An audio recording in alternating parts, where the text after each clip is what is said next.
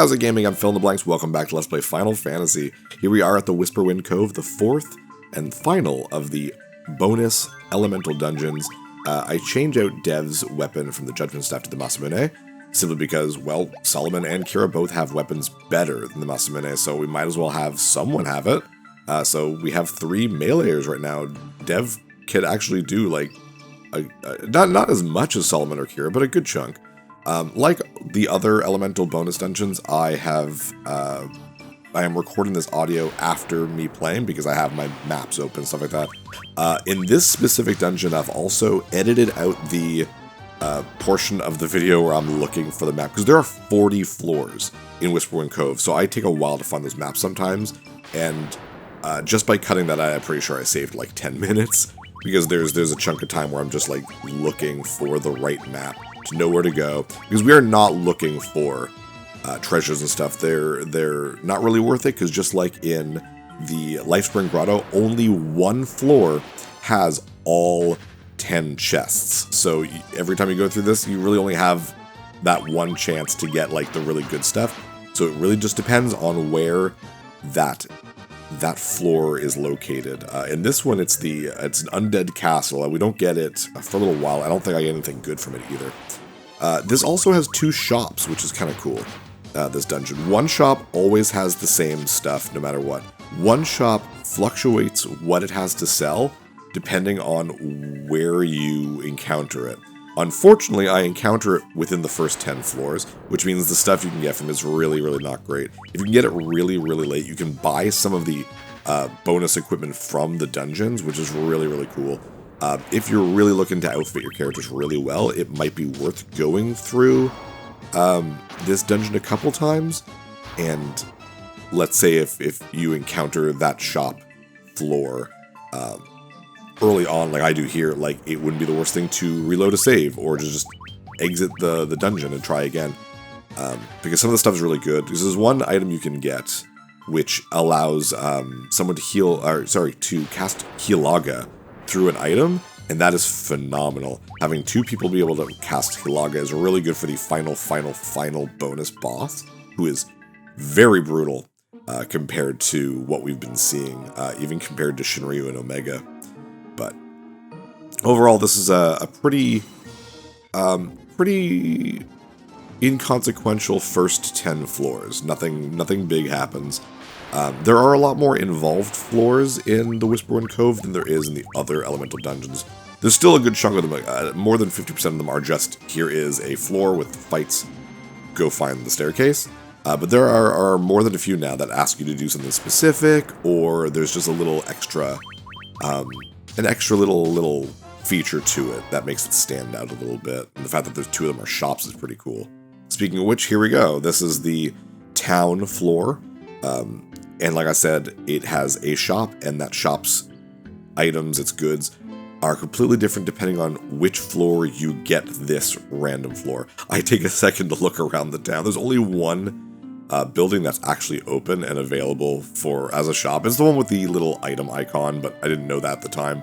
So I'm running around looking like, which door is real? The inn is real. Pretty sure you can just rest there, but I don't rest because like I've taken like 0 damage. It's so early in the floor, early in the dungeon. But yeah, we go in here, and there's just this one guy, and like, there you go. Nothing great. But we stock up on our high potions just in case, right? I mean, I've got literally $1 million, so it's a protect rings, which I don't think I ever use, but good to know, good to have. But yeah, each of those 4 counters, I'm assuming, is like the second counter is if you're on floor 10 to 20, and then like 20 to 30, 30 to 40. So if you really, really want to min-max your characters, it's probably wise to come back to this dungeon. Yeah, there's the inn. We just keep going. And just a lot more elemental floors. There's a good chunk of ice floors, like marsh cave type floors, air fortress floors, underwater sea shrine. There's a couple fire ones, not that many though, but this one really covers all 4 elements, basically. It's really not just the air element like you'd think it would be. But what's nice though, Even though right now we're still fighting like the Black Goblins and everything we've been fighting a million times, like Gloom Widows, when you get halfway, I think it's halfway through the dungeon, you start fighting actually much more difficult enemies. They're still really easy compared to what my level is, but if you're going here before you level up for Shinryu and Omega, then they're actual worthwhile enemies to fight. So that's pretty cool. A lot of just continuing on, and the floors are starting to get really big too. If you're playing this without a guide or without maps or anything like that, it is just a slog, especially because the battles are so inconsequential. Here we go. Nice little volcano level. I can just walk around. You do not get into fights when you are burning in lava, because apparently the monsters are smarter than that, and the heroes are not. But whatever. We find the staircase, and now the first boss. Take away Presentville. Alright, Presentville here, and I wanted to do this on screen with you guys when I learned that it was a thing. We're actually going to take the hero's shield off of Solomon, give him the diamond shield, and going to go ahead and give the hero shield to Kira. The reason why is the hero shield wards off status elements. I guess it's basically like another ribbon, which means we can take the ribbon off and give him the feathered cap, which we had found. So we get a little bit of bonus to our defense, which is great, and then we can go back and put the, actually Diamond Shield looks just fine.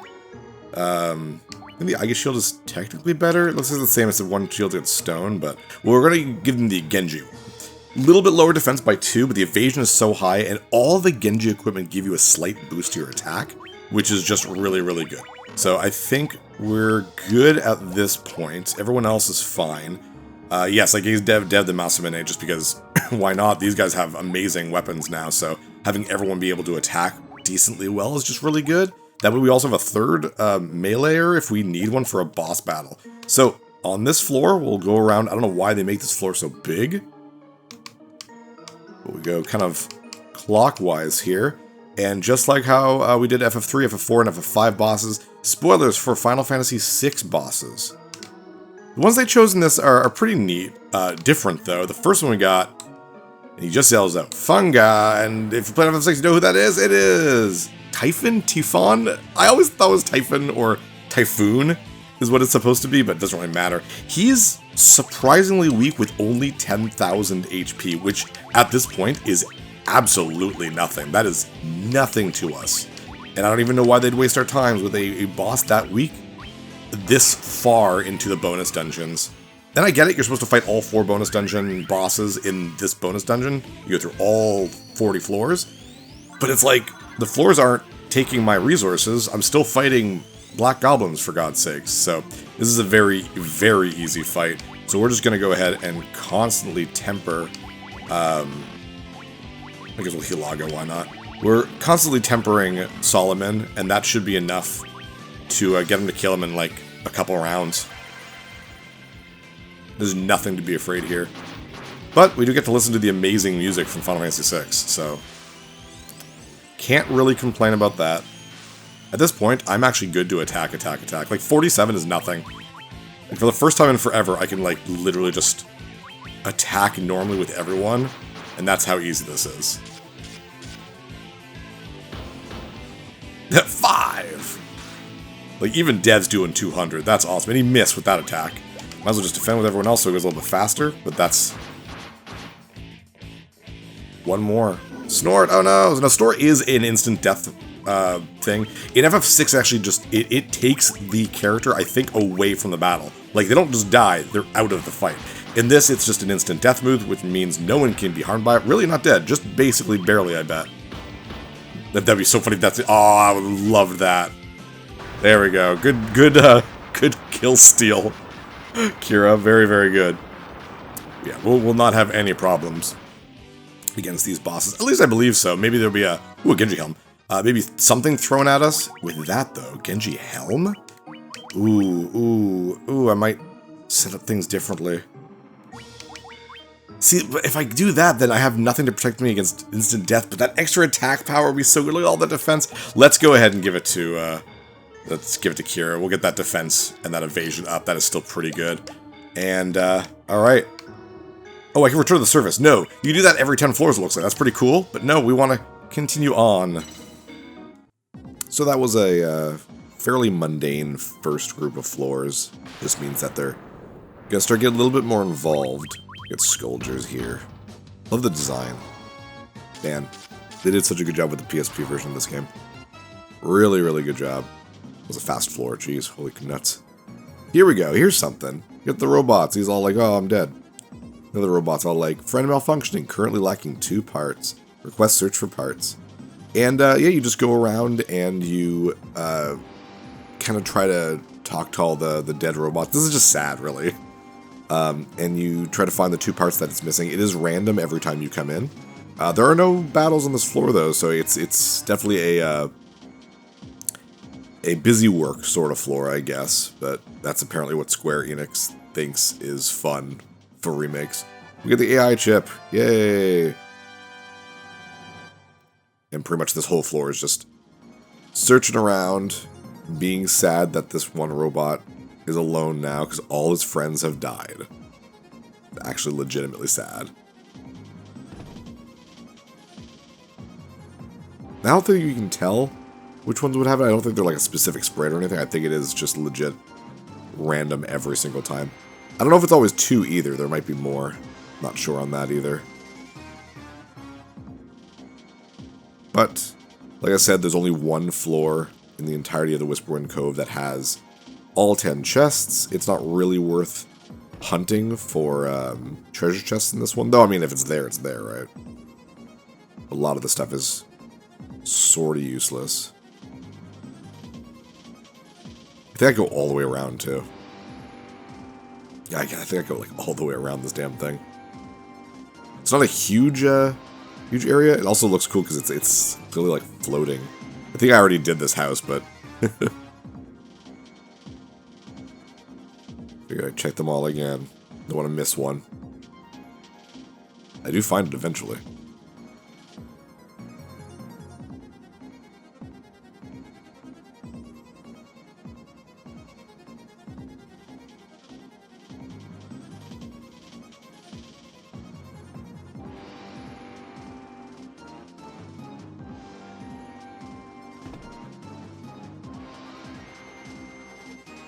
There we go. The head parts.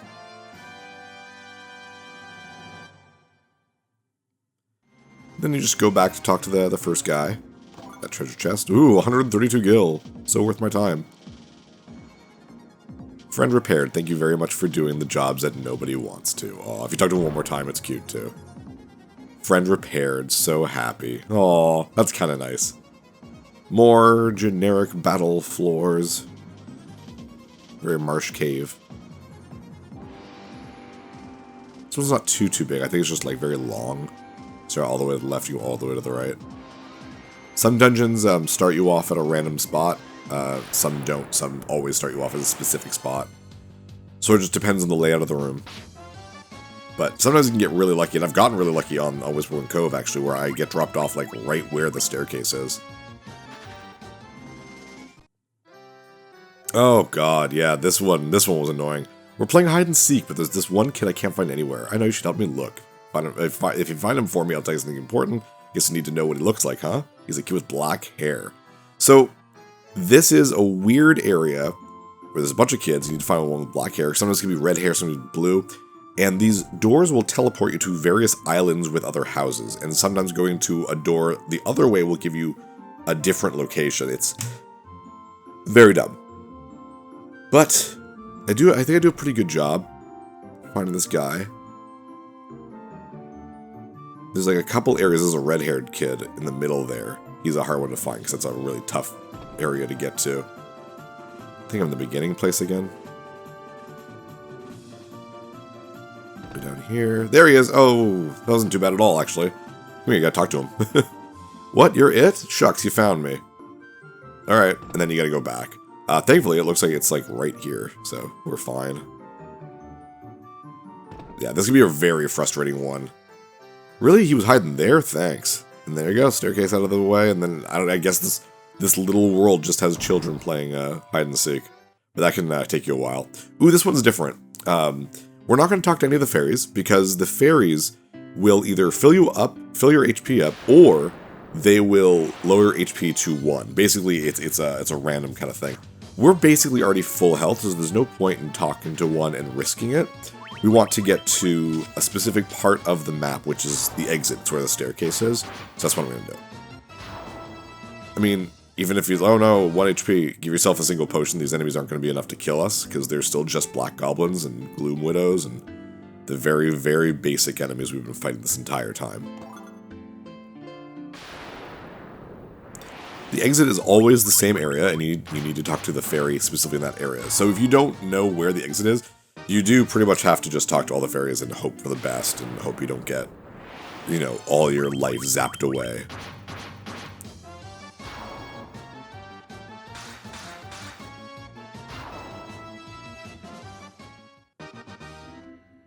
It's this one right here. I think she's right in the way, too. No, stop. Talk to me. Hey, listen. Ha! Cute. I found a hidden staircase while I was playing. I love the little Navi joke. Very cute.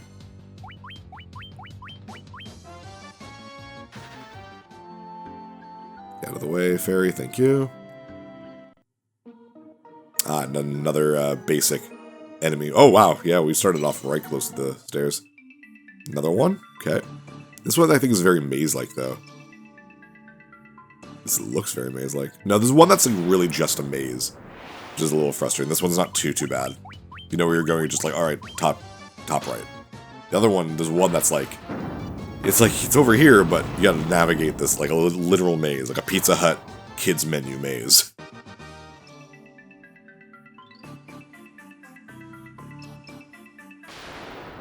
And it gets to the point where, man, all these floors start looking very, very similar. I guess that's the point too, right?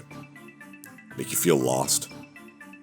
Here's another one. My goodness.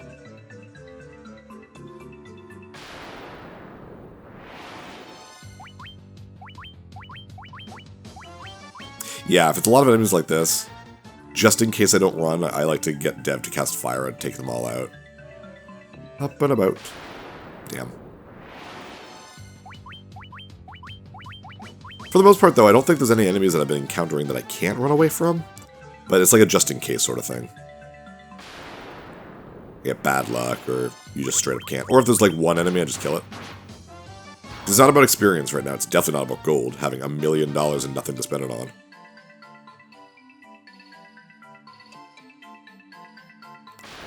Oof, this is a big room.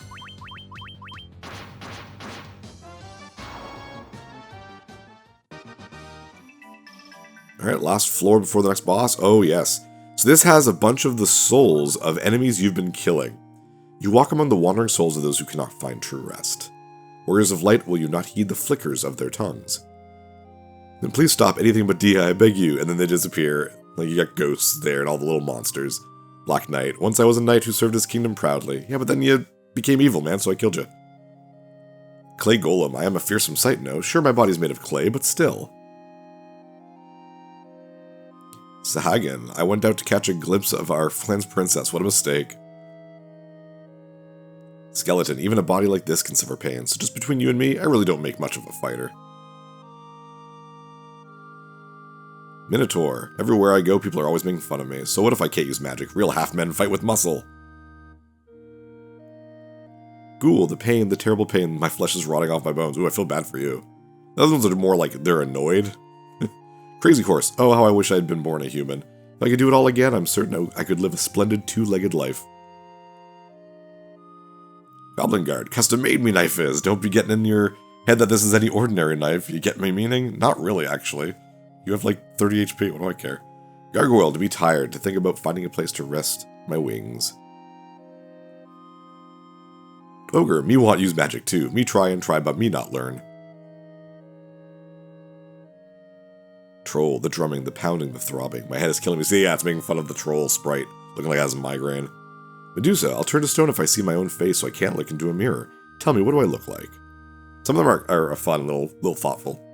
Astos, you give me back my treasure, and yay, we fight Astos again. Yeah, and he's the exact same stats as before, so I'm not putting up the little thing on the side, but I love how they they do bring them back, like they want revenge. There's 2 of them on this map that do that. The Curse of Astos will follow you to your dying day. Basically, it's the 2 bosses that were like bosses, that weren't like elemental fiends, basically, like not Lich or Merilith or Kraken, but I really wanted to use magic. Yeah, you guys couldn't use them at all, despite the fact that you had like magician looks to you. Mummy, I go to all that trouble to rise from the dead, and for what? I end up getting sent to this place. Oh, and there are actual battles here. I forgot about that.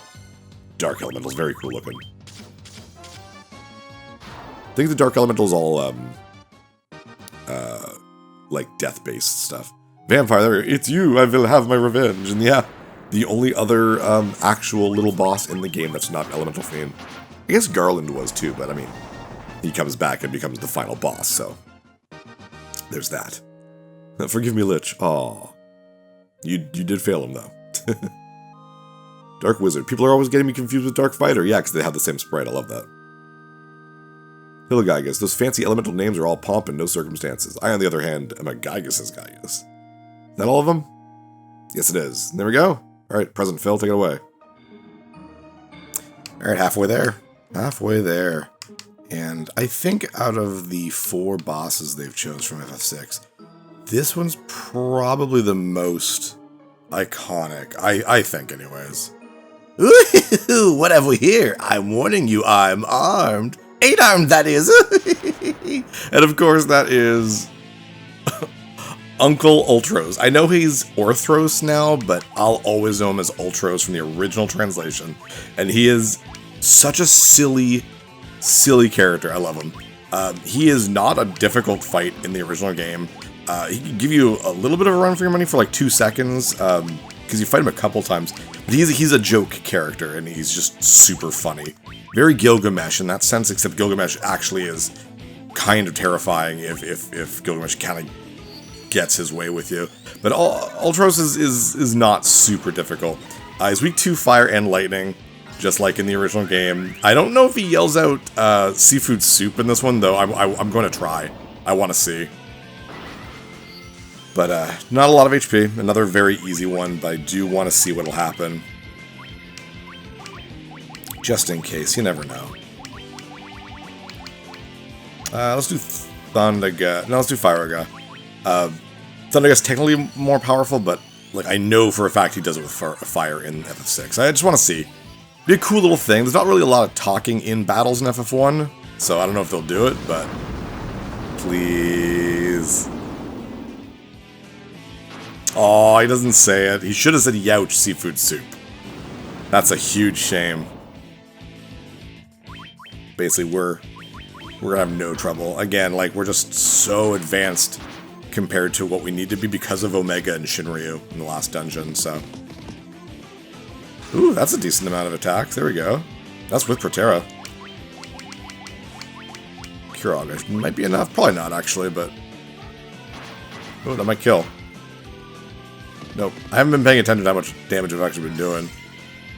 Yeah, those physical attacks are actually pretty rough. 147, yeah, I should be Kuraj-ing.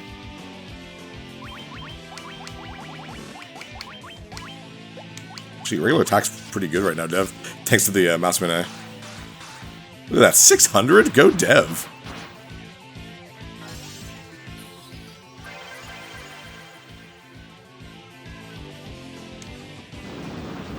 Ink does nothing. And we'll be able to basically heal up at this point. Full. You know what? I'm actually going to use the Giant's Glove. I never thought I'd ever use Saber on a Black Mage, but this is the one game where my... Oh, we didn't even get to do it! Oh, it's such a shame. I should have done it way earlier. Is what it is. Is what it is. Awesome. And we got the Rune Staff for that. Rune Staff is great. It is pretty good. Now, you'd be like, oh, let's use it for accuracy or... No, do not equip it, because you can use the Rune Staff for Hilara. So basically, it is just a good way of like how in the Shinryu fight, we were like falling behind in healing. Now you have a much better chance of being able to catch up. So let's avoid that, because we want to go to the... There we go. All right, back to Future Phil.